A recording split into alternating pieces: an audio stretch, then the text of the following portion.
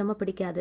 So ரொம்ப ஈஸியாக எப்படி பாத்திரம் கழுவலாம் அப்படிங்கிறத ஆல்ரெடி ஒரு வீடியோவாக அப்லோட் பண்ணியிருக்கேன். பார்க்காதவங்களுக்கு டிஸ்கிரிப்ஷன்லையும் கார்ட்லையும் லிங்க் கொடுக்குறேன், செக் பண்ணி பார்த்துக்கோங்க.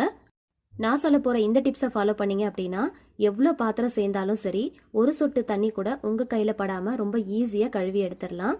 இந்த டிப்ஸை நீங்கள் ஃபாலோ பண்ணி பாருங்கள், ரொம்ப ஈஸியாக கழுவி முடிச்சிடலாம். மோஸ்ட்லி நிறைய பேருக்கு இந்த மாதிரியான பிரச்சனைகள் வரும். நம்ம பாத்திரம் கழுவுறதுக்கு யூஸ் பண்ணுற சோப்பாக இருக்கட்டும், லிக்விடாக இருக்கட்டும், நமக்கு ஒத்துக்கல அப்படின்னா கைகளுடைய நகங்களில் அது போய் சேர இந்த மாதிரி சொத்தைகள் வர்றதுக்கு காரணமாக இருக்கும். அது மட்டும் இல்லை, அந்த சோப்பு ஒத்துக்கல இல்லை லிக்விட் ஒத்துக்கல அப்படின்னா கைகளில் இந்த மாதிரியான நமிச்சலோ இல்லை இந்த மாதிரியான அலர்ஜிகளோ ஏற்படுறதுக்கு நிறைய சான்ஸ் இருக்குது. இதையெல்லாம் தடுக்கிறதுக்கு இந்த மாதிரி க்ளவுஸ்ன்னு சொல்லிட்டு கடைகளில் விற்கும். ரொம்ப சீப் அண்ட் பெஸ்ட்டாக நிறைய கடைகளில் நமக்கு கிடைக்குது. அதை வாங்கி நம்ம யூஸ் பண்ணிட்டு பாத்திரம் கழுவணும் அப்படின்னா நம்ம யூஸ் பண்ணுற சோப்பாக இருக்கட்டும், லிக்விடாக இருக்கட்டும், நம்ம கைகளில் படவே படாது. எந்த விதமான அலர்ஜியோ நமிச்சலோ இல்லை நகை சொத்தையோ சுத்தமாக ஏற்படாது. கையில் ஒரு சொட்டு தண்ணி கூட படாமல் ரொம்ப ஈஸியாக பாத்திரங்களை கழுவி